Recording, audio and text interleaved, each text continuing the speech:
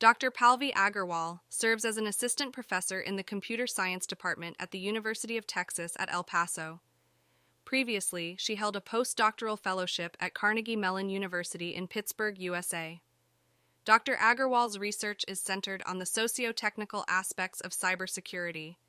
She currently spearheads the interdisciplinary Cyber Security Lab at UTEP, dedicated to enhancing cybersecurity through a deep understanding of human decision-making processes and associated vulnerabilities. Dr. Aggarwal's impactful research has been disseminated through publications in esteemed conferences such as HFES, HICSS, AHFE, ICCM, and GameSec. Additionally, her work has found a place in reputable journals, including Human Factors, Topics in Cognitive Science, and Computers and Security. Notably, her papers on cyber deception and cognitive modeling, featured in AHFE, HICSS, and GameSec, have been honored with prestigious Best Paper awards. Now, here is Palvi.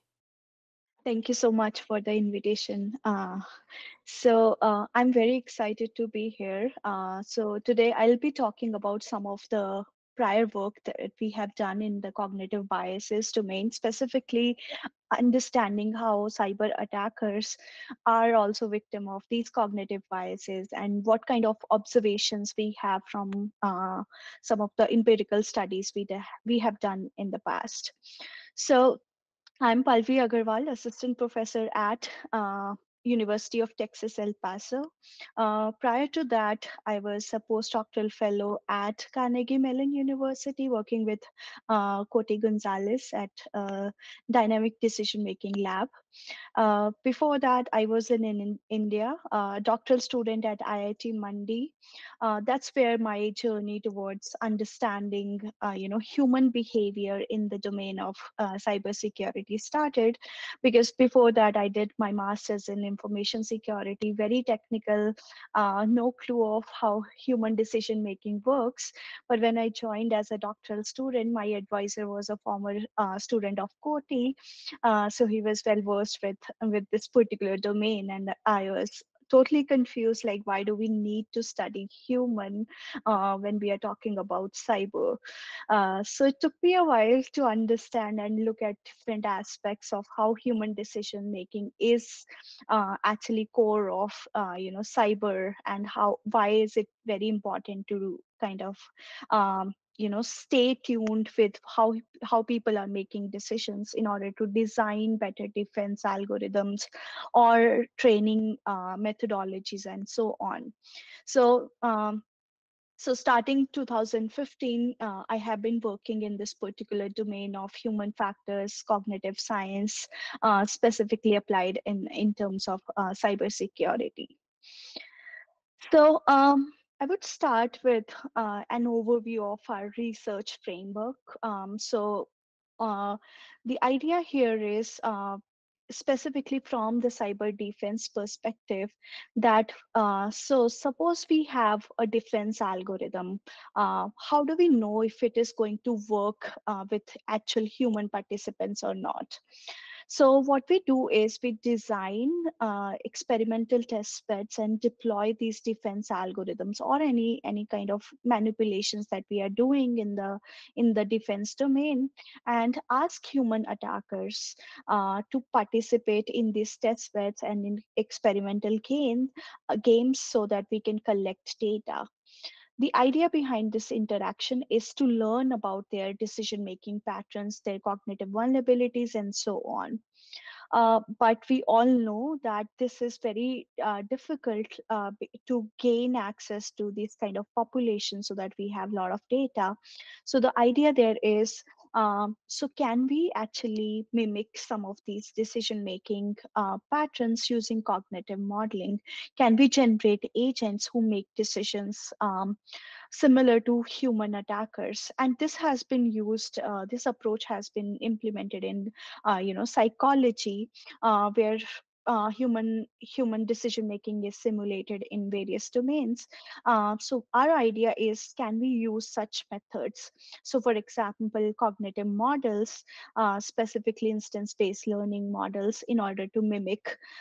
So in order to mimic what people are doing in these test beds or experimental games. And the idea here is, what do we learn from these experiments and games and cognitive models? Can we update our defense algorithms so that we can generate a latest or most updated attacker's belief state, cognitive state, and exploit that as part of our defense?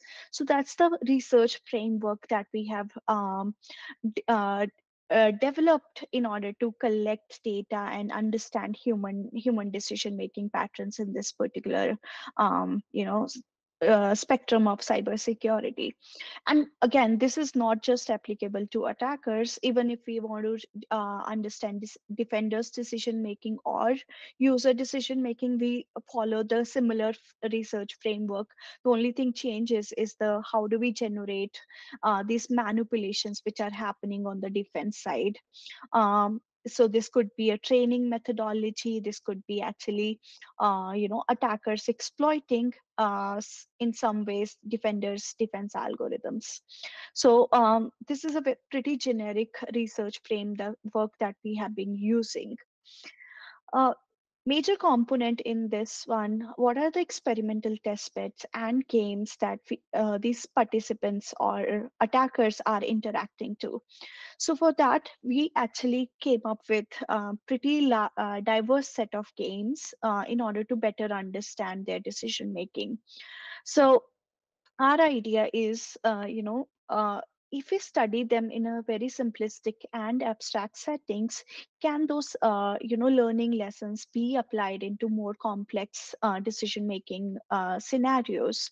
So, for example, we have developed a range of games which are simple, which are going from simple to complex and from abstract to realism. So if you look at this spectrum of games, these are pretty simple, abstract with cybersecurity concepts.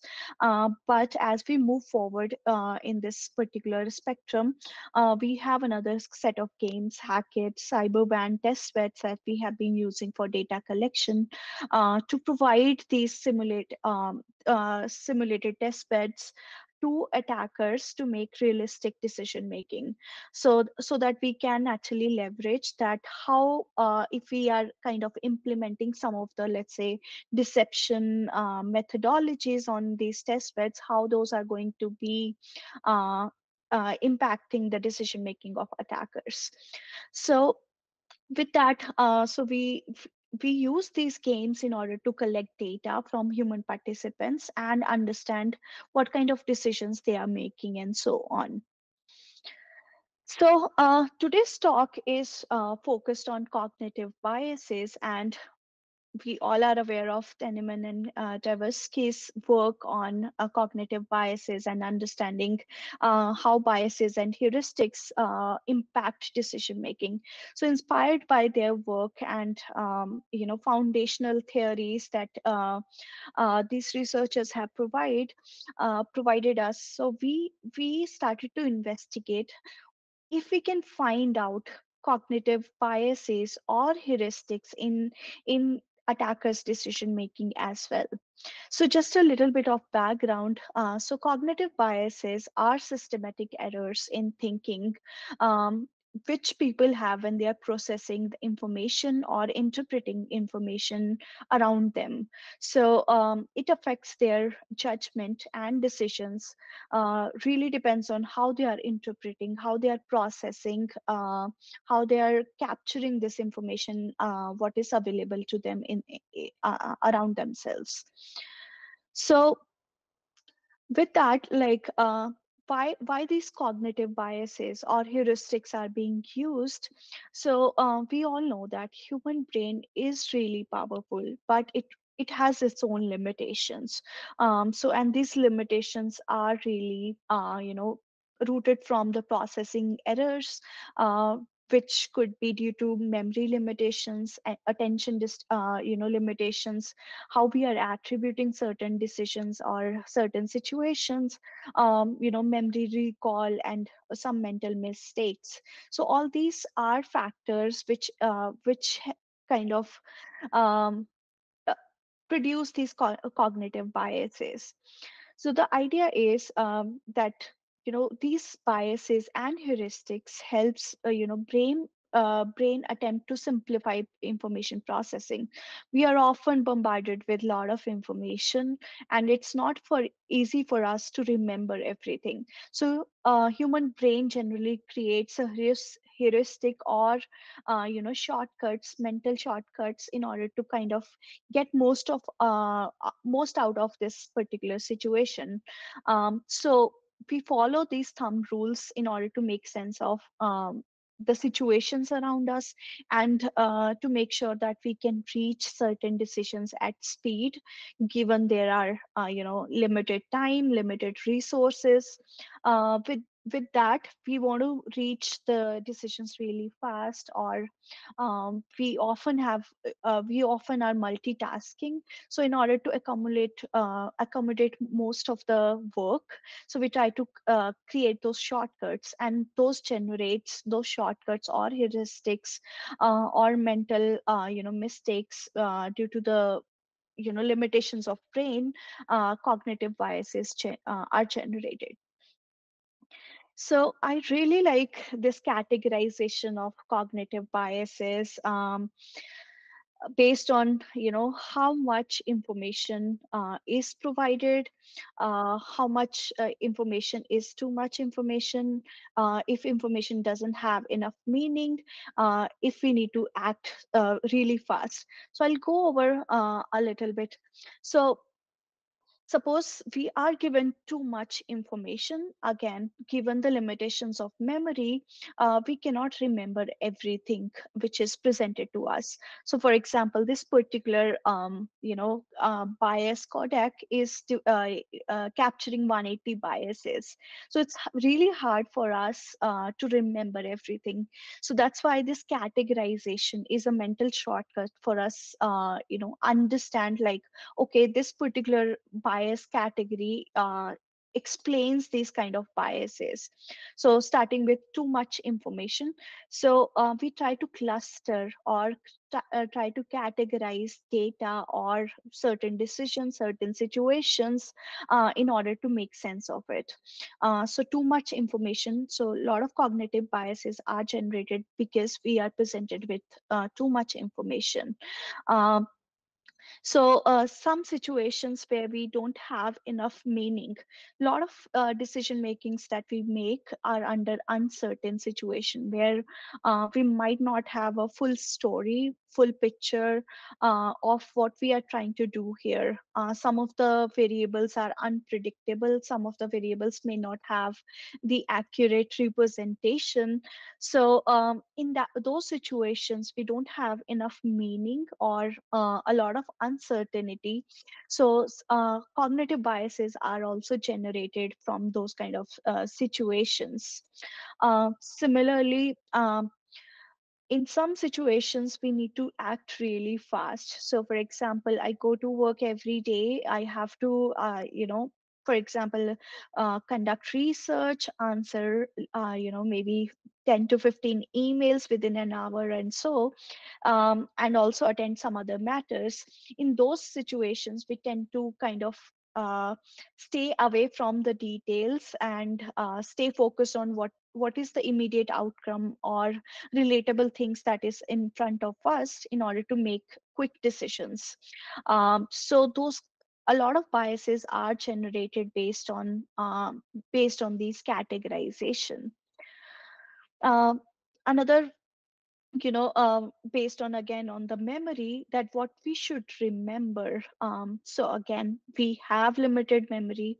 So recency, frequency of events, primacy effects, those are some of the biases that get generated based on what we can recall or remember from our previous decision making, and so on. So I like this categorization because it helps me understand too much information into in a clustering way. So that's how human brain functions, that we try to simplify complex situations by creating shortcuts or categorizations, so that it's easier for us to remember. uh, So this is what we wanted to analyze, that are there any evidences in human decision making, specifically in attackers, which has been exploiting our cognitive biases from lot of years.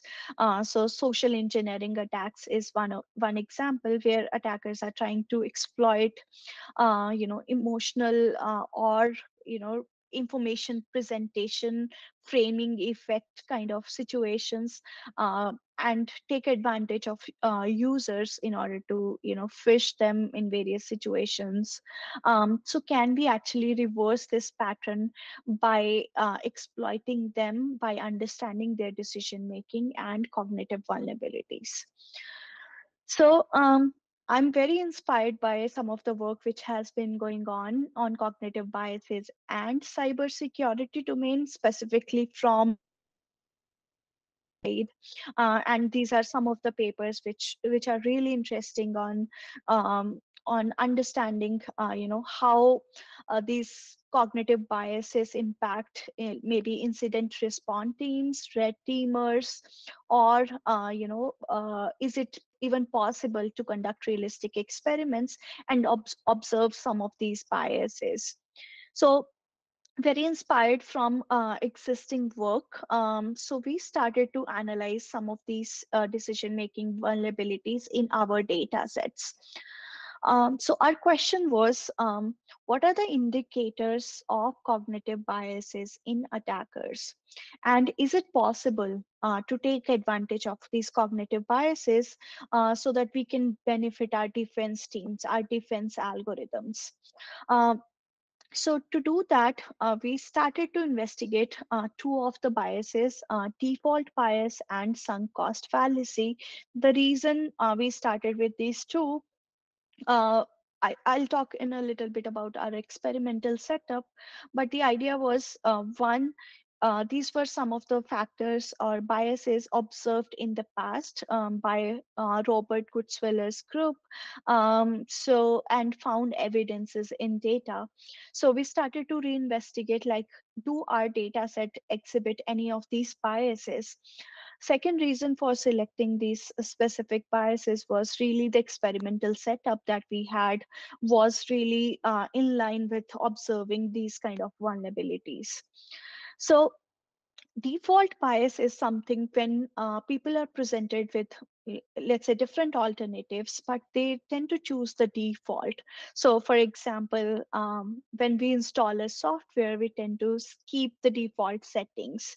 So those kind of interesting observations were found in literature, that people tend to stick with the defaults, and very rarely or occasionally they change those settings and deviate from the defaults. So our question was, can we observe this in attackers' decision making? Second bias, we relied on sunk cost fallacy. So the sunk cost fallacy is a phenomenon where we are reluctant to abandon a strategy or a course of actions because we are invested in that heavily. And this investment could be a cost investment or time investment. So even though we may have observed that this is not beneficial, but still we continue taking those course of actions. And why do they happen is, again, is defined by loss aversion, or some of the other factors, endowment effect and so on. So our prime investigation in this particular presentation is on default bias and sunk cost fallacy. So we relied on one of my previous paper. So it was published in 2021, where what we did, that we conducted an experiment where we deployed some of the honeypots. Our idea is, show something false to attacker in order to catch their attention and let them exploit honeypots. So, but our question was, can we reverse this as well? Um, so can we actually create more confusion in attackers by making real and honeypots look similar in some situations, or reverse this kind of depiction and show them that a real node is really a honeypot and deter some of the attacks? So with that, so we conducted a couple of experiments as part of this paper, where we had certain conditions. We had default honeypot configurations, then we have default real machines. But in other conditions, what we did, we made honeypots look like real machines. Those are concealed honeypots, and we made some of the real machine look like honeypots. These are concealed honeypots, and we took a lot of we surveyed a lot of existing honeypots and identify what are the default features that we can observe in honeypots. So, and we identified like operating system is one of the important feature, ports and services, what kind of exploits are available, what's the success rate of exploit, link latency, whether these honeypots are deployed on real versus a virtual machine, how many processes are running, how is the file structure. So based on our kind of survey of various honeypots, we found out like there are specific ports, for example, for data collection, which are visible on these honeypots. We are calling them honeypot ports, which are really recognizable for attackers. And similarly, we have observed like honeypots have like default configuration, which is obsolete. Use obsolete operating system, those are not updated regularly. And you might also see that some of the processes are uh, very low running process. It means they are inactive, and you might also observe that the folders are empty, or you might see a lot of access deny kind of behavior on honeypot. So we use these feature set, and we try to create similar looking configurations for concealed real. And when we talk about default real, we took a behavior of a regular system and made use of that to conceal honeypots. So with these feature set, we created like a default condition where everything was set as default. Another condition we created was concealed honeypot condition, where only honeypots are concealed, and we made them look like real. And we created a third condition where we have concealed real as well as honeypots. So with this configuration, we conducted a couple of experiments and collected data. So this data set is going to be used for analysis of cognitive biases. So this experiment was again a laboratory experiment conducted in a Hackett testbed, which is a simulated environment um, for conducting this kind of research. So Hackett is not really a virtual machine or something. So what we simulated, like the data gathering recon phase, exploitation phase, and data exfiltration phase. So as part of this, we deployed 3 cyber deception conditions, and we have 20 real and 20 honeypot nodes, and those are randomly allocated in the network.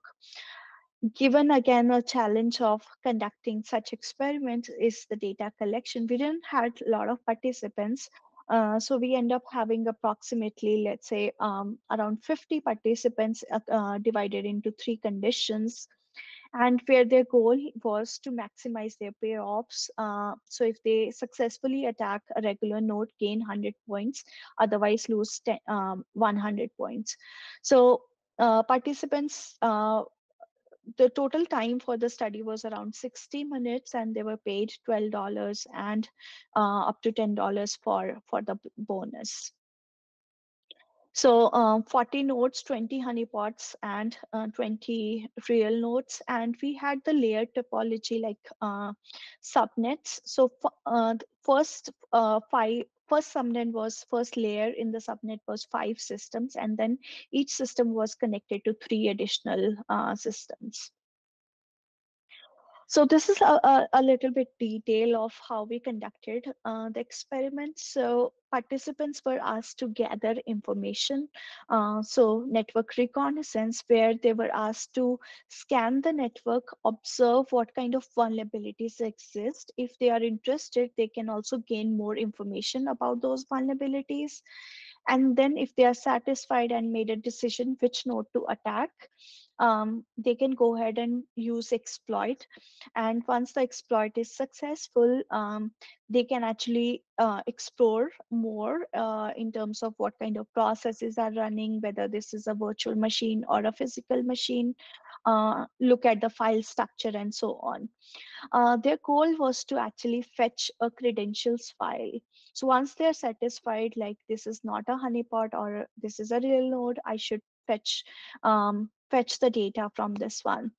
So and then they decide whether to fetch or not, and based on that, this is a continuous decision making. And they were given like open-ended time for 60 minutes in order to exploit as many as nodes they want. There were no rounds per se, but their decision was like, okay, go ahead and explore the network and exploit the network and exfiltrate the data from as many nodes as they want. So in order to collect the data, so majorly for this particular analysis, we are interested in the network reconnaissance phase, which of the system they scanned first. So they were given 5 systems, system 1 through 5. Is there any pattern that we observe in the recon phase in terms of their selection for scanning? Once they do that for exploitation, so the data was collected, what kind of exploits they use in order to uh, exploit any of those systems. So those exploit had certain features like what dates available and the difficulty levels and so on. So we also collected that data. And once they are exploited, the node is exploited.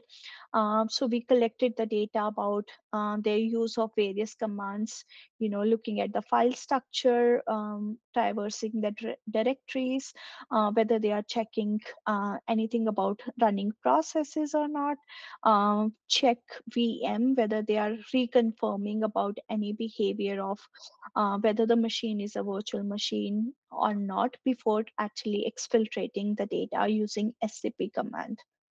So these were the data we collected in order to analyze cognitive biases or deception behavior in our data set. I won't be going into the results for the deception study, but majorly what we found that from our deception that, using defaults was not good for participants. So any kind of manipulation from default to honeypot was helpful. Sorry.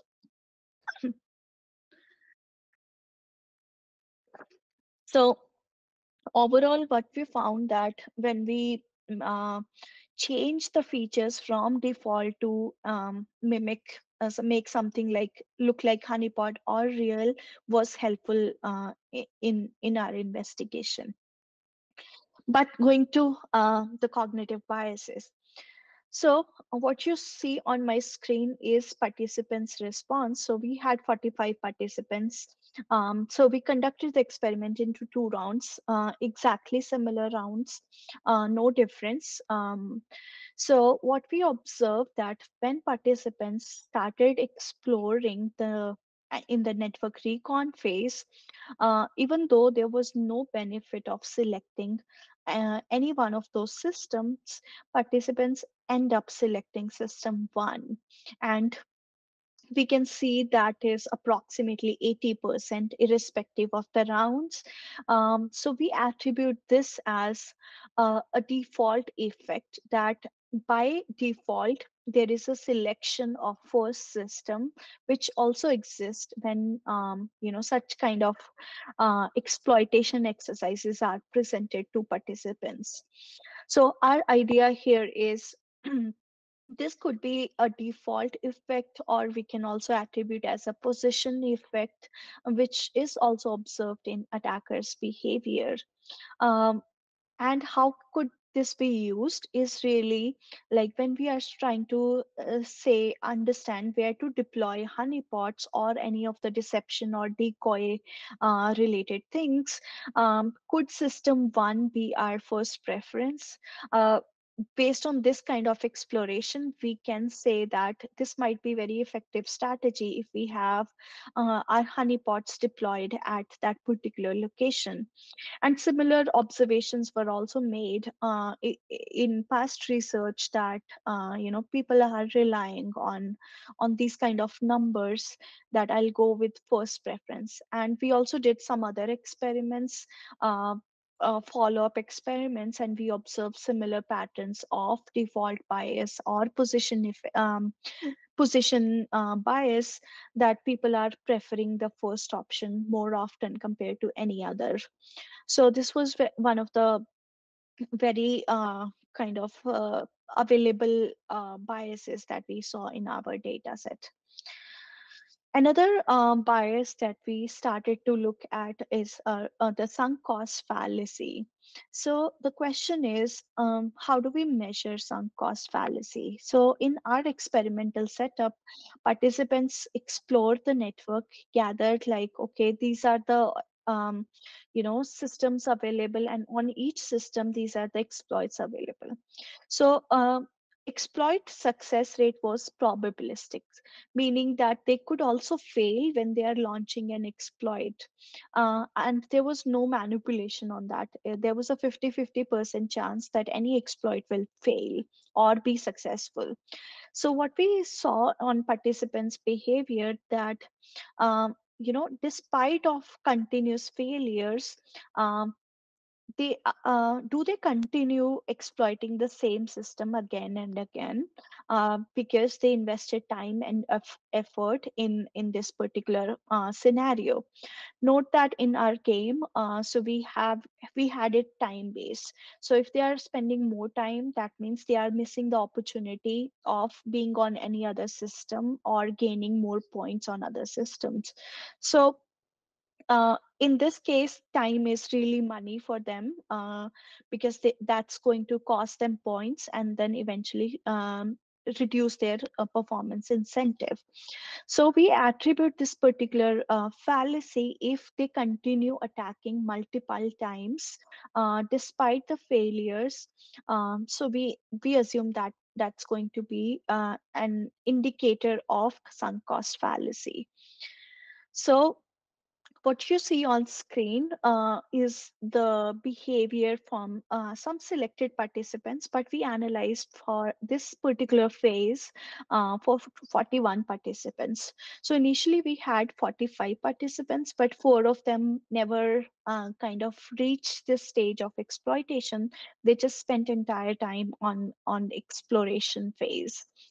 So with 41 participants, what we see here is that some observations that again, irrespective of the round, what we see, some participants are spending significant amount of time on one system. So for example, system 11, they tried to exploit 15 times, and this is not you know a good number in order to say like, so first they exploited one of the systems connected to system 11. They continued 15 times, which means they launched an exploit despite of the failures 15 times.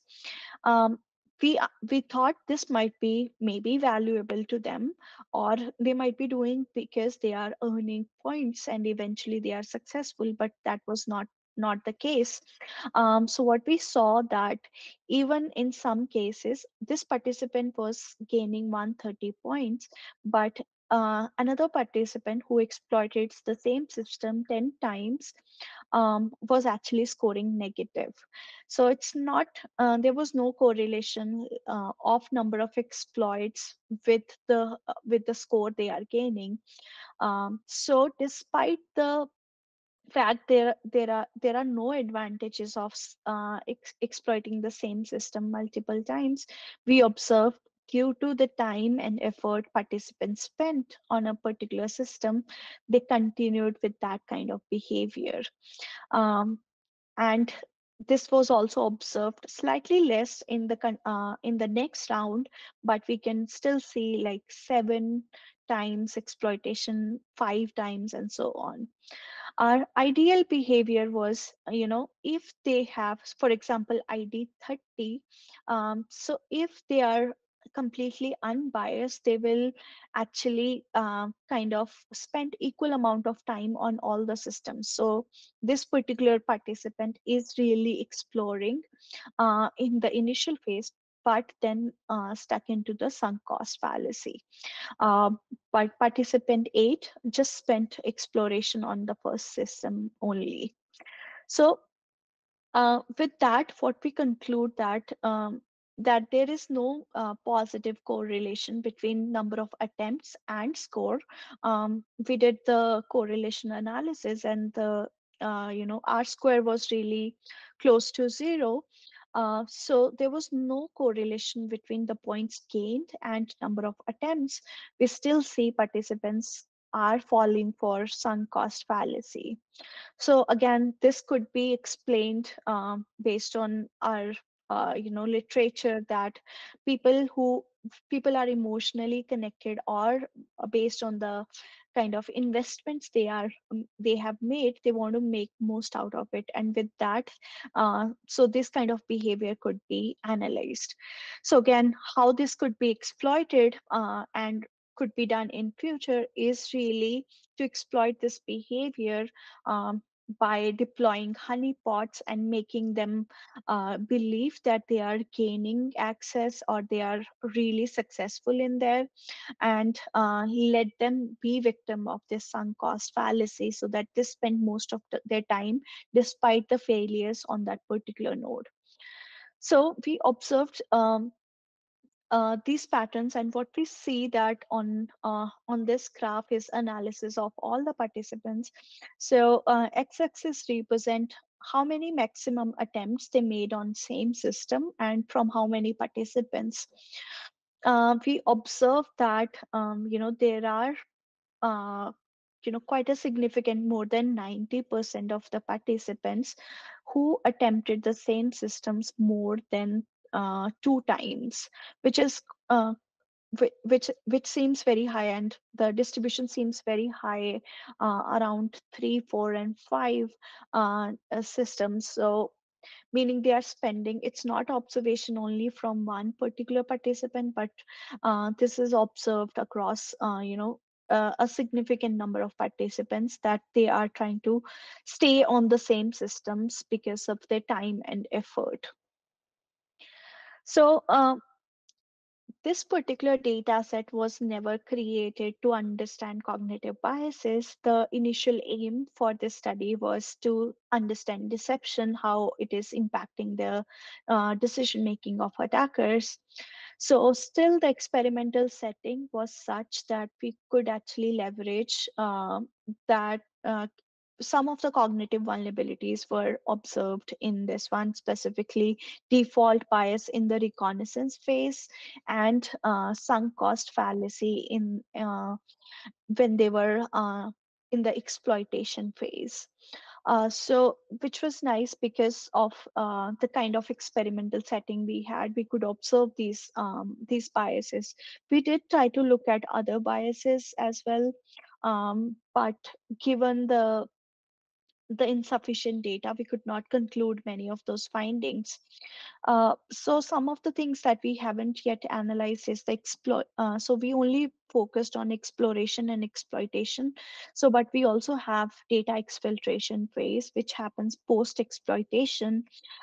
So we are still looking at in the data. So some of the things I can share, that we are looking at some evidences of confirmation bias, meaning that So we provided participants with this opportunity to make sure this is not a honeypot before data exfiltration. So if we give them an evidence that this might be a honeypot, they are trying to kind of find evidences to make sure to prove that this particular system is a honeypot, and then they are not going for data exfiltration. So that's the interesting analysis that we are currently doing and hopefully will be available in future. So with that, I'm happy to take any questions. Before that, this work was in collaboration with Professor Coty Gonzalez at Carnegie Mellon, PhD student Inodu at Carnegie Mellon, and one of my master's student, Nomi at UT Paso. So with that, I'm happy to take any questions. Thank you. Thank you for taking the time to watch this presentation to the Cognitive Security Institute. You may learn more about topics in cognitive security by visiting us at cognitivesecurity.institute.